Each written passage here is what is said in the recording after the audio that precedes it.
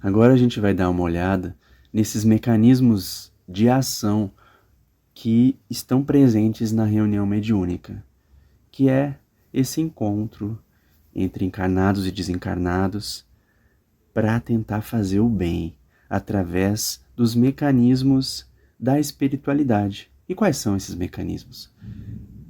Para a gente entender esses mecanismos, a gente tem que começar a dissecar aqueles conceitos do espiritismo. Por exemplo, o das influências espirituais.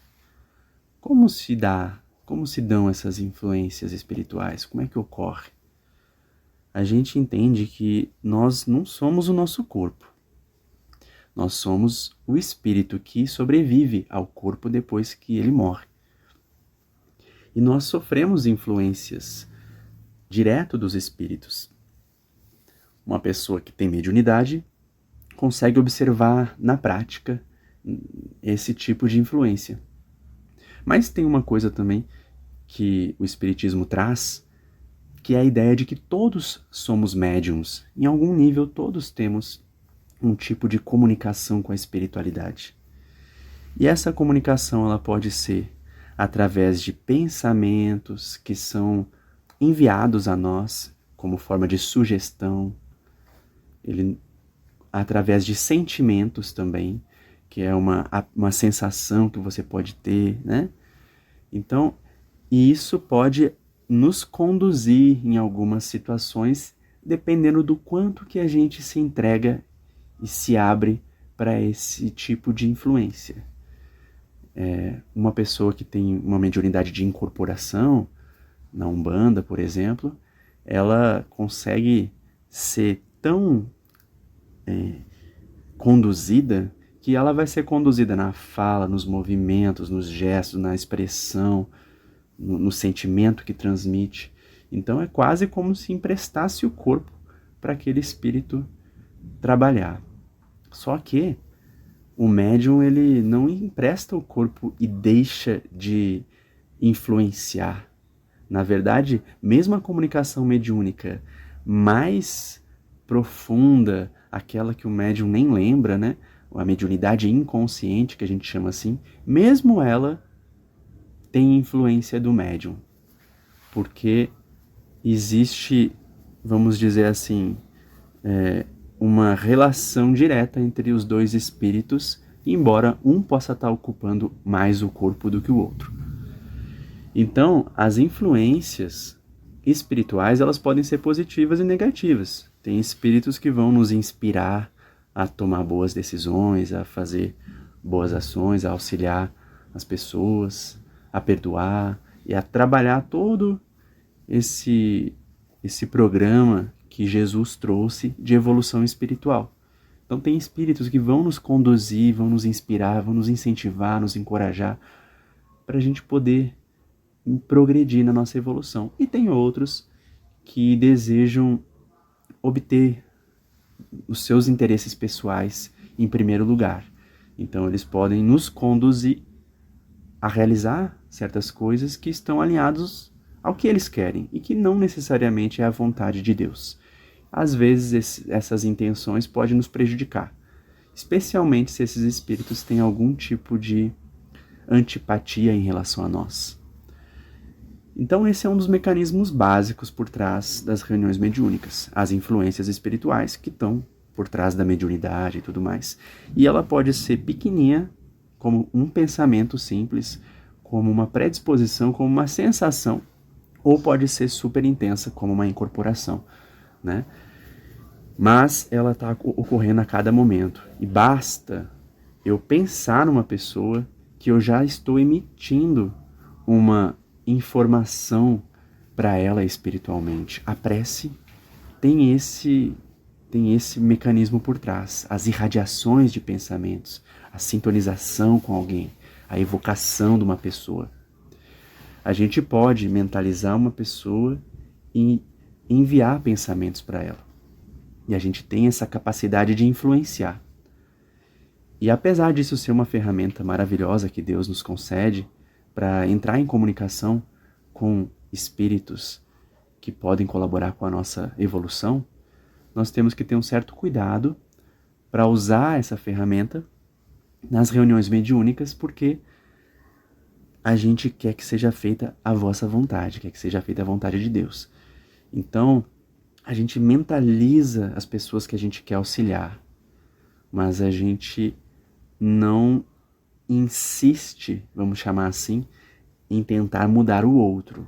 A gente tem que ter muito equilíbrio, muita moderação, para que a nossa influência não seja uma manipulação e não tente transgredir o curso natural da evolução das pessoas. Por isso que na reunião mediúnica, nosso objetivo é tentar sintonizar com os mentores e auxiliar para que eles potencializem o trabalho de caridade espiritual, com a segurança de que eles sabem conduzir na medida do que respeita a lei de Deus.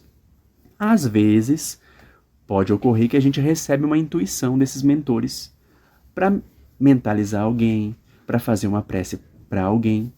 E se isso ocorrer, tá tudo bem. A gente faz com fé, com confiança.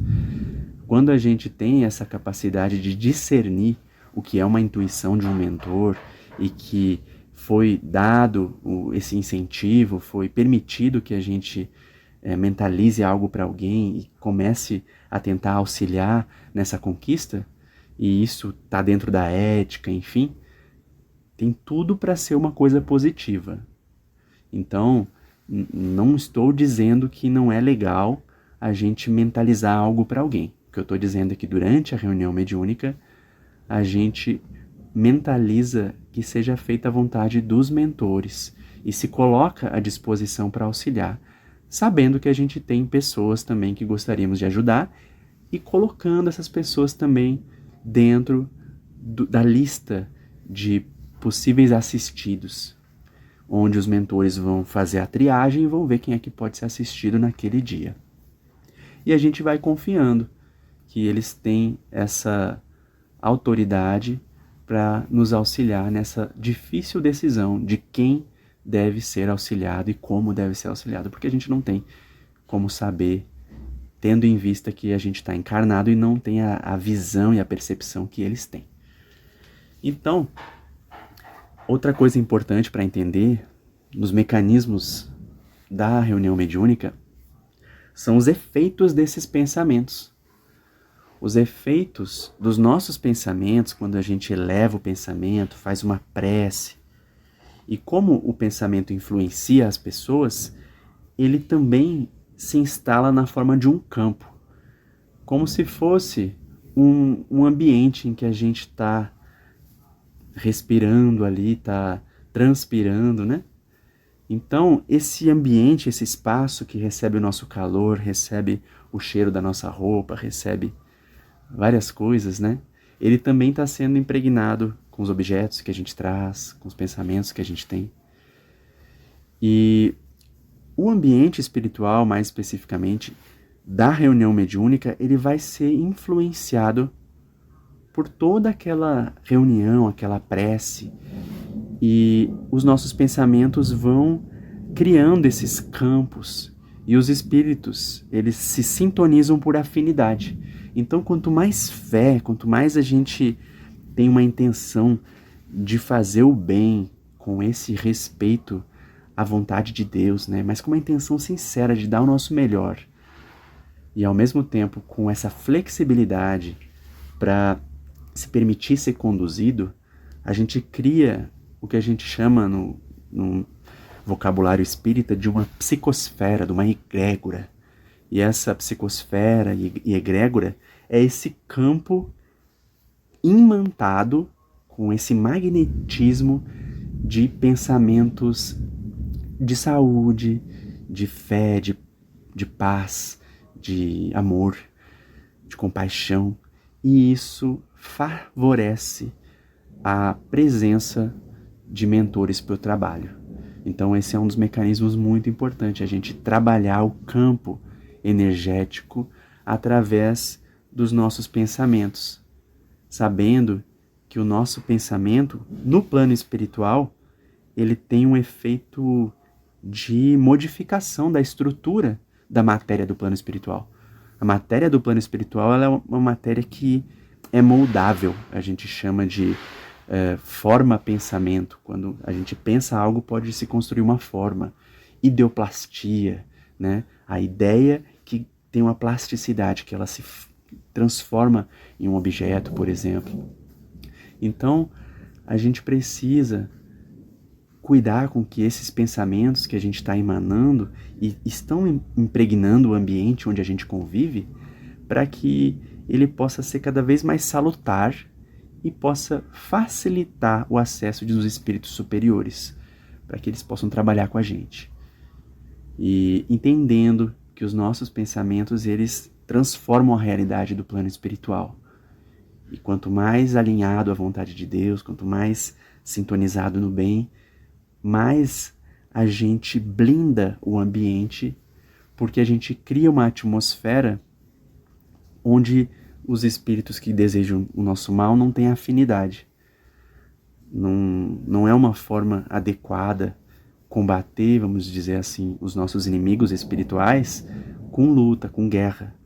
A forma como no espiritismo a gente tenta lidar com as nossas inimizades é trabalhando para que elas despertem um amor.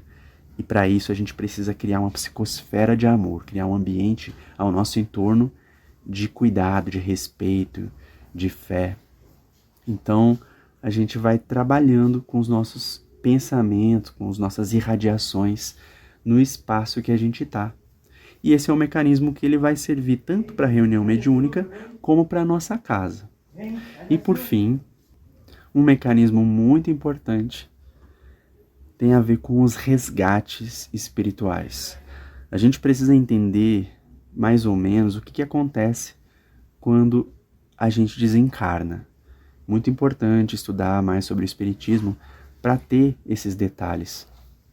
Mas, de uma forma resumida, a gente precisa entender que, assim como quando a gente está encarnado, a gente influencia o ambiente espiritual e a gente se conecta às pessoas, no plano espiritual, esses ambientes são criados por um conjunto de pessoas que têm certas afinidades. E elas vão construindo ambientes de acordo com os padrões de pensamentos delas. Eu vou detalhar mais isso numa sessão específica falando sobre os ambientes espirituais. Mas é importante a gente entender que os espíritos, quando eles desencarnam, né, quando ele passa para o plano espiritual sem o corpo, ele pode estar em diferentes situações. E é uma das formas de caridade muito importante tentar auxiliar esses espíritos depois da desencarnação. Porque aqui na Terra, no nosso planeta, a nossa sociedade ainda é muito materialista. E muitos desses espíritos, quando eles desencarnam, eles passam por dificuldades em função dessa sensibilidade que o plano espiritual tem em relação aos nossos pensamentos. Então, se eu tenho um pensamento de violência, de vingança, de revolta, e eu desencarno, o que acontece é que eu vou estar conectado com aquele tipo de egrégora, com aquele tipo de ambiente. Se eu tenho muito medo de morrer e eu fico muito angustiado vendo o meu corpo, por exemplo, adoecendo, eu posso, na hora da morte, né, depois que passa da morte, ainda estar impregnado desses sentimentos, porque eu não tive fé na hora da passagem da morte. Então eu ainda estou ligado de alguma forma ao meu corpo, e eu estou vendo aquele meu corpo muitas vezes, a morte, né, e consumindo e definhando o corpo e degradando, e aos poucos ele vai apodrecendo, e eu ainda não fiz um desligamento completo enquanto espírito desse corpo, e posso estar padecendo e sofrendo. Então, é claro que cada um de nós tem um certo mérito, de acordo com as nossas ações, e pode ter uma sintonia com mentores que nos auxiliam a passar pela morte. Mas alguns precisam de mais ajuda, alguns precisam ser lembrados, alguns precisam de preces, alguns precisam até de uma energia mais densa. E Durante a reunião mediúnica, acontecem esses resgates espirituais utilizando as energias dos médiuns, às vezes até comunicando com os espíritos. E essas energias dos médiuns, elas também podem ser aplicadas em terapias no corpo espiritual de pessoas encarnadas. Muitas vezes uma doença no corpo físico é reflexo de um corpo espiritual adoecido. Então a espiritualidade pode usar as energias para trabalhar o corpo espiritual e, dependendo do tipo de fluido que é doado nas reuniões mediúnicas, isso é um assunto um pouco mais avançado, pode ser até usado para intervenções na matéria, que é o caso do que a gente chama de ectoplasma, né, que é um fluido bem material que pode ser doado e pode ser utilizado em cirurgias espirituais também. Então, esses são os principais mecanismos que estão por trás da reunião mediúnica, e em seguida a gente vai ver também agora as etapas da reunião mediúnica.